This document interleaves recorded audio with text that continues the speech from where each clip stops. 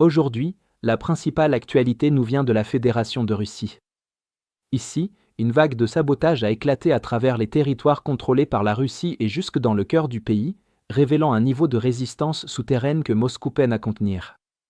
Ce qui frappe, ce n'est pas seulement la multiplication des incidents, mais aussi le fait qu'ils apparaissent désormais en grappe, touchant la logistique, les communications et les forces de sécurité simultanément. L'escalade le long du front a commencé par une série de tentatives de sabotage qui montrent à quel point les partisans ukrainiens opèrent désormais près des unités russes. L'exemple le plus clair vient de Melitopol, où des résistants ont tenté de faire exploser un véhicule transportant une équipe de drones russes alors qu'ils se préparaient à une opération. La tentative a échoué, mais elle a donné le ton pour la suite. À Louhansk, des explosifs placés sous 2 véhicules russes ont explosé avec bien plus d'efficacité, tuant 4 soldats et soulignant à quel point les réseaux partisans se sont profondément enracinés dans les localités sous contrôle russe. Parallèlement, des infiltrés ukrainiens en Crimée ont filmé des avions de chasse décollant de la base aérienne de Saki, offrant ainsi aux services de renseignement ukrainiens une visibilité en temps réel sur les mouvements aériens russes. Ces incidents diffèrent dans leur mode opératoire mais portent le même message: les partisans sont actifs à toute heure, capables de s'approcher des forces russes et de plus en plus confiants pour cibler la logistique de première ligne et les moyens de surveillance. L'impact devient plus évident lorsqu'on observe comment ces opérations influencent le front, car les attaques partisanes sont rarement filmées, et pourtant le nombre de celles que l'on voit déjà laisse supposer une ampleur bien plus grande sous la surface. Chaque véhicule endommagé ou poste de commandement détruit oblige les unités russes à retirer de l'infanterie du front pour la réaffecter à la garde, à l'escorte de convois, au déminage des itinéraires et à des patrouilles constantes dans les villes sous contrôle russe, ajoutant ainsi une friction quotidienne à des effectifs déjà sous tension et augmentant la probabilité que d'autres attaques passent entre les mailles du filet. Parallèlement, le renseignement partisan, comme l'enregistrement des départs d'avions, fournit aux planificateurs de frappes ukrainiens des informations qui nécessiteraient autrement des vols de reconnaissance bien plus risqués. Ces réseaux identifient les mouvements de troupes, les sites de stockage et l'emplacement des systèmes de guerre électronique, créant un climat d'incertitude permanent pour les forces russes opérant dans des zones qu'elles considéraient comme sûres. Dans le même temps, un nouveau schéma émerge bien au-delà du front, avec une nette augmentation des sabotages à l'intérieur même de la Russie.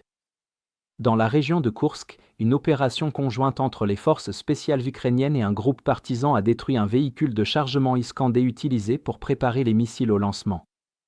Une frappe distincte dans la même zone a neutralisé un radar Harmonia qui soutenait les unités locales de défense aérienne. Au Bachkortostan, des incendies criminels ont détruit plusieurs tours de communication, tandis qu'à Vologda, une armoire de relais ferroviaire a été mise hors service, perturbant le trafic sur un axe clé. Lors d'une autre vague d'incidents, de Moscou à Irkoutsk, des panneaux électriques, des boîtiers de relais et des infrastructures ferroviaires ont été incendiés, les responsables locaux qualifiant ces événements de pannes techniques inexpliquées. Le cas le plus grave s'est produit près de Moscou, où des infiltrés ont fait exploser des sections de l'oléoduc périphérique. La frappe a mis hors service les 3 conduites de carburant, affectant l'approvisionnement en essence, en diesel et en carburant d'aviation de plusieurs grandes raffineries et obligeant la Russie à dépêcher des équipes de réparation d'urgence dans toute la région. Désormais, l'effet d'ensemble à l'intérieur de la Russie devient difficile à ignorer pour Moscou. L'extension des sabotages de Moscou jusqu'à l'Oural reflète l'ambiance antigouvernementale croissante dans les cercles séparatistes, mais ici, la motivation n'est pas l'indépendance, mais l'opposition directe à la guerre. Il s'agit de Russes qui prennent des risques personnels pour attaquer leur propre État, encore peu nombreux mais de plus en plus présents.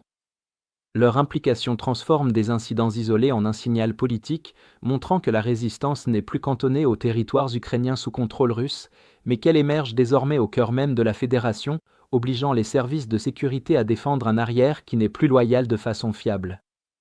Globalement, la montée de l'activité partisane et des sabotages marque un tournant dans la pression interne à laquelle la Russie est confrontée.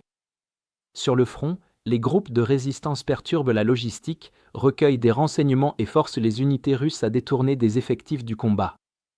À l'arrière profond, les attaques contre les chemins de fer, les communications et les infrastructures énergétiques révèlent des faiblesses structurelles que Moscou ne peut sécuriser sans étirer davantage ses forces. Cette combinaison exerce une pression continue sur la capacité de la Russie à déplacer ses troupes, son carburant et son matériel, tout en révélant un niveau de résistance intérieure que les autorités ne peuvent plus dissimuler. Et enfin, nous lançons officiellement notre plus grande promotion du Black Friday avec 60% de réduction. À partir de seulement 3,99 $, vous aurez accès aux images de combats non censurées que nous utilisons dans chacun de nos rapports, ainsi qu'à toutes les analyses d'événements majeurs qui vont bien au-delà de ce que nous pouvons inclure dans nos courtes vidéos quotidiennes. Troisièmement, vous débloquerez notre outil Timeline Builder, le tout premier système au monde alimenté par l'intelligence artificielle, conçu pour relier les informations en temps réel. Quatrièmement, et c'est le plus important, vous aurez accès à nos outils avancés d'analyse de l'actualité qui vous offriront une vision complète du cycle de l'information, des analyses détaillées du sentiment des récits et des études de tendance pour révéler les thèmes et événements les plus importants. Et enfin, vous recevrez toutes nos mises à jour stratégiques exclusives sur la guerre en Ukraine. Si vous souhaitiez soutenir nos efforts mais n'en aviez pas encore eu l'occasion, c'est le moment idéal pour sauter le pas et faire une vraie différence. Alors, cliquez sur le lien dans la description pour devenir membre exclusif de notre communauté. Je remercie sincèrement tous ceux qui nous ont rejoints, votre soutien compte énormément pour nous.